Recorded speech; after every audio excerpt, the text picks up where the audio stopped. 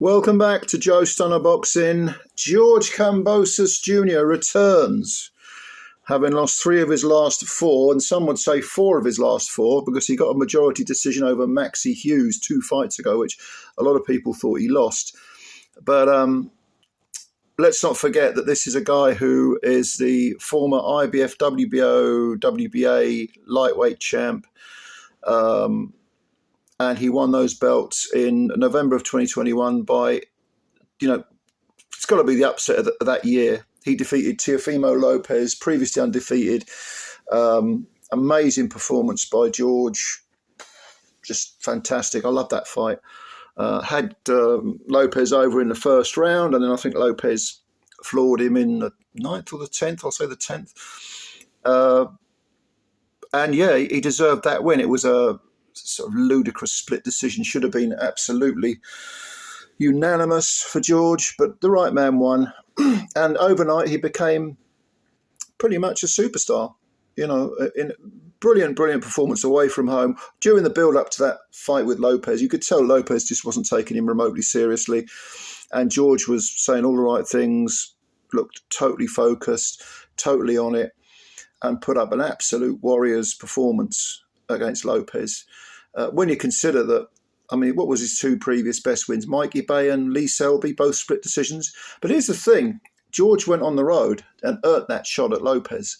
And even though a lot of people thought he'd get knocked out, and I was one of them, I freely admit I was one of them, to beat Lopez was a massive achievement. Now, the glory didn't last, because initially George wanted to have a fight with Vasyl Lomachenko. This guy wants all the smoke. From the word go, he's wanted all the smoke. But he didn't get it, because there are certain things going on in Ukraine that you may have heard of.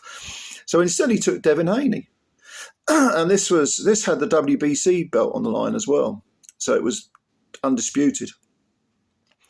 And he lost. He lost to Haney widely. I thought I was struggling to give George more than 2 or 3 rounds in that fight. He lost a unanimous decision, but there was a rematch clause. So this was in Australia, by the way. The rematch was also in Australia. And Haney, to be honest, he beat George even worse. I thought, did George win a round in that fight? Maybe 1 or 2 rounds at the most.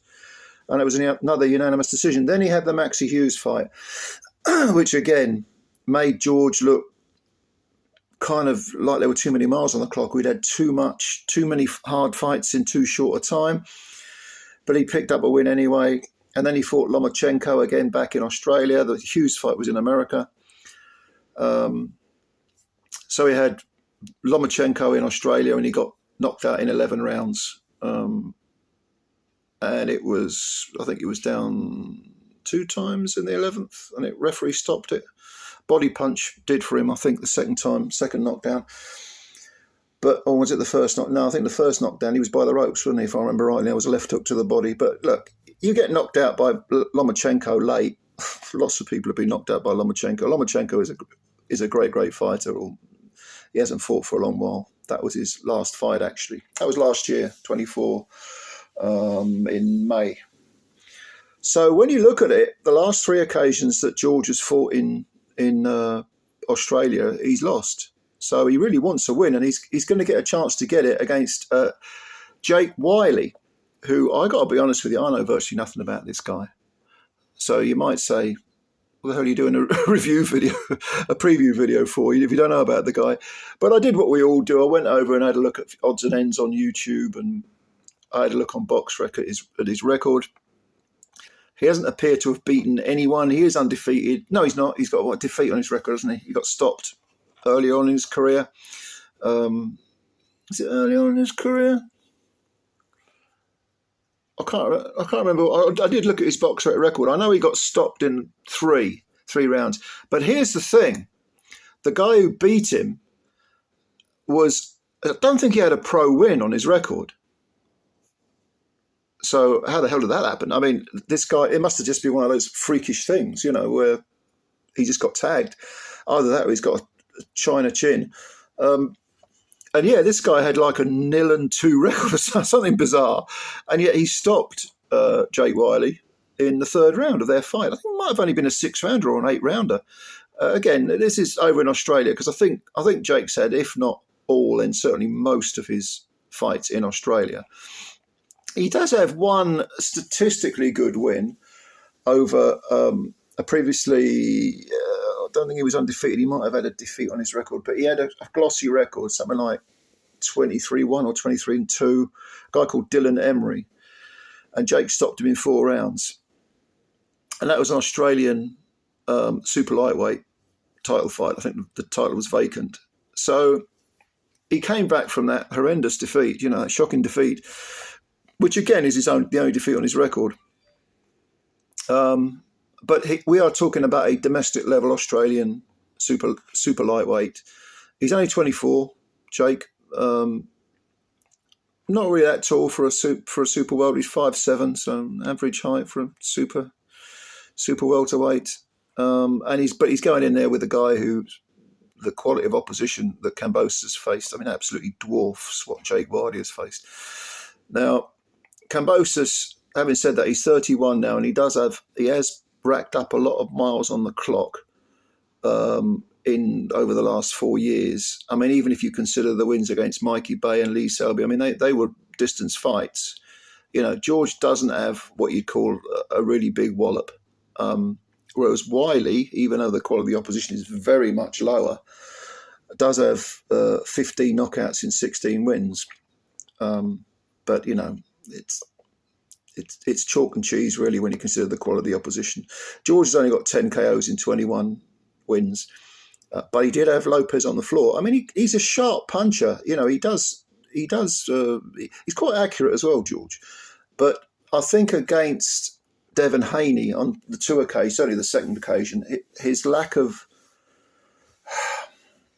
variety, maybe lack of, I won't say imagination, but the adaptability, the variety of George Kambosos isn't what I would call elite level. When it comes to things like heart, when it comes, pure guts, just the sheer fortitude of the man, massive respect. I've got a lot of time for George Kambosos because he will take on anyone and has done. Massive respect for George. He is my kind of fighter.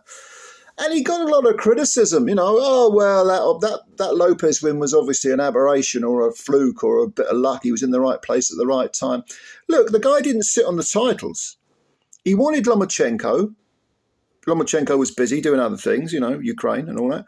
So instead he had Devin Haney twice when Haney was undefeated. Well, technically Haney's still undefeated, but you know what I'm saying. And then he had Lomachenko last year. The guy ducks no one. And do you want your fighters to...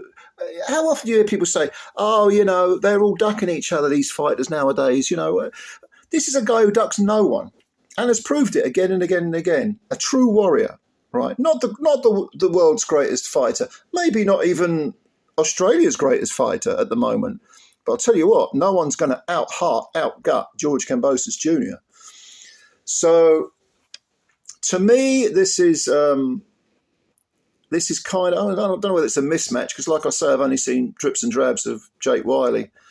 And he looks like a very sort of, decent domestic level Australian fighter. He is only 24, so he's still learning. But I only see one winner in this fight, and it ain't Jake Wyllie. I think Kambosos will win, probably by stoppage. How many rounds? I think I can see Kambosos putting it on Wyllie. Wylie's going to come in game, but he has been chinned early by a completely nondescript opponent. I see Kambosos getting Wyllie out of there in between the 4th and the 6th round, to be honest with you. 4th and the 6th, I'll say. 4, 5, 6, that sort of period of the fight. Unless George really has regressed. And let's not forget, this is a debut for George at 140. This is his first fight coming up to super lightweight. Did I say super welterweight earlier? It's super lightweight. These are super lightweights. I think I called Wyllie a super welterweight earlier. Obviously, isn't he? He's a super lightweight. So yeah, I see that. I only see one winner, and that's George Kambosos getting his 11th stoppage victory and his 22nd victory. And like I say, about 6 rounds, 4, 5, 6 rounds, something like that. But maybe you know more about Jake Wyllie than I do. Maybe you think, no, you're underrating him. If so, let me know. I know some of you guys are from Australia, and please let me know about Mr. Wyllie. You'll probably say, you haven't even got his name right. It's Wyllie. I hope it ain't Willie. Oh, poor sod. No. We're going to go with Wyllie. All right. But let me know what you think of him if you know more about him than I do. And who do you think is going to win this fight? And why do you think they're going to win the fight? And how do you think they're going to win the fight? Leave all your comments below. And if you like the video, hit the like button. Subscribe to the channel if you're new. And spread the word about Joe Stunner Boxing, because it's your channel as much as mine. If I'm making videos and no one's watching them, no bloody point, is there? Anyway, ladies and gentlemen, thank you very much for your time, and bye for now.